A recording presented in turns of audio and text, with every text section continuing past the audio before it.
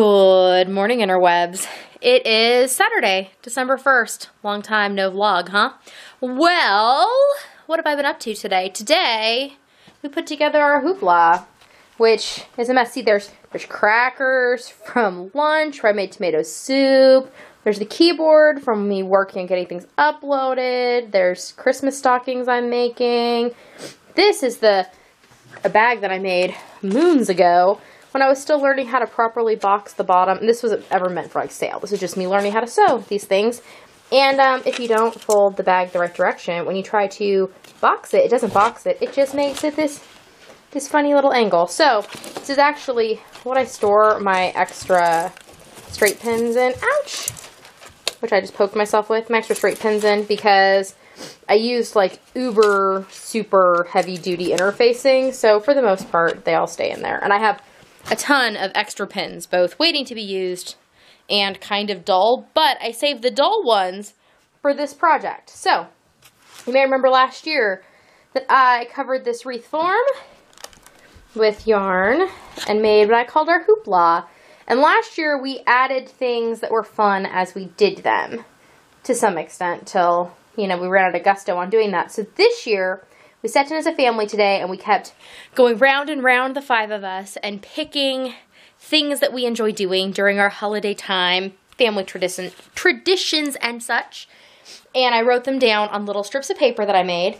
And the paper is like a 12 by 12 piece of scrapbook paper, which actually has like an image on it. So when we're all done, we can take all these pieces and they make like a puzzle. So I did that for funsies. So I cut all these strips, wrote all the things on them, just used every one. I did a different color of marker. We're going to hang it on the wall. They're just straight pinned through the paper. Like this one we already did. This one said, fill up hooplah.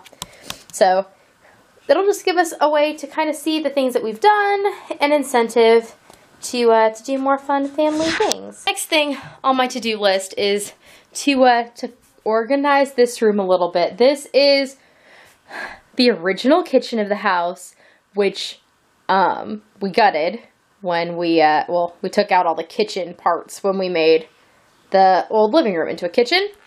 And then this will ultimately be a living room.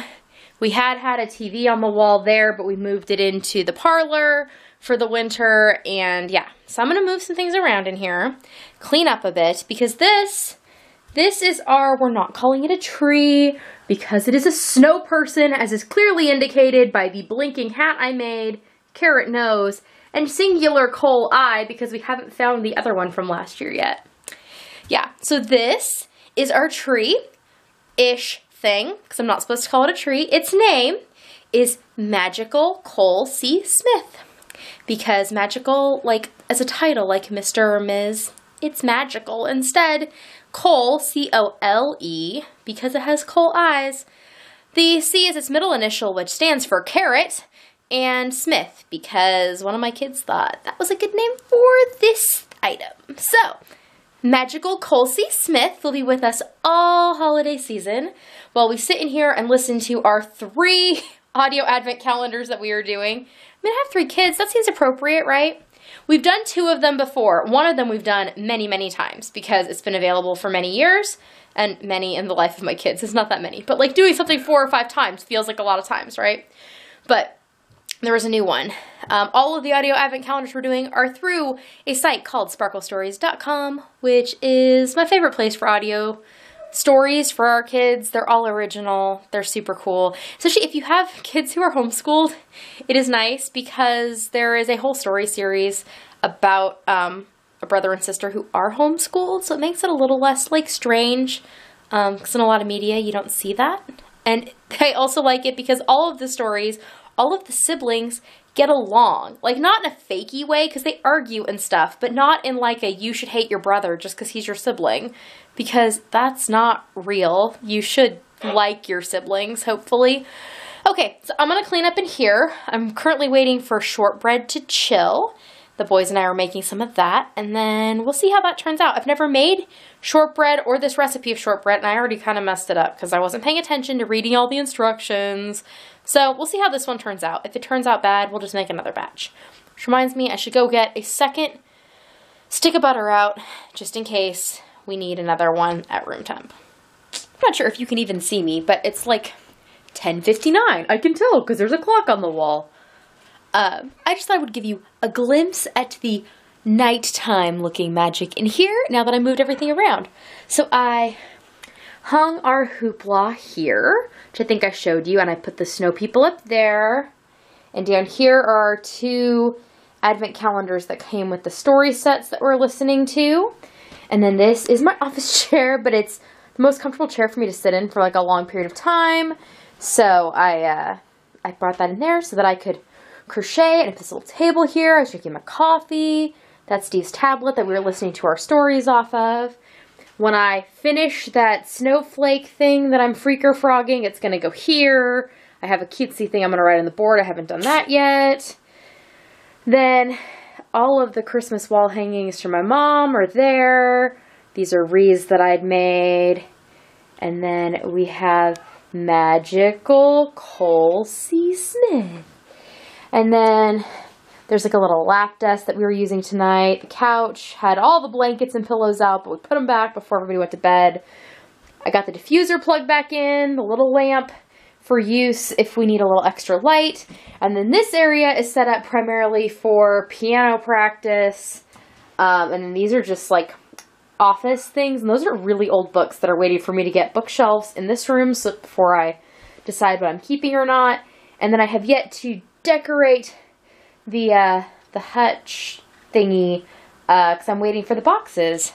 They're still in the closet to come out tomorrow. But it's like 2 rooms, my kids said, and it is. It's like a piano work kind of room. All of our DVDs are up there. And then it's just like a fun little living space. So, okie dokie. I'm going to relocate, though, to the parlor where it's warmer. Oh, here's my shortbread. Oop, let's see if it'll... There we go. There we go. Now it likes the light. That's the shortbread, how it turned out. And it turned out pretty tasty.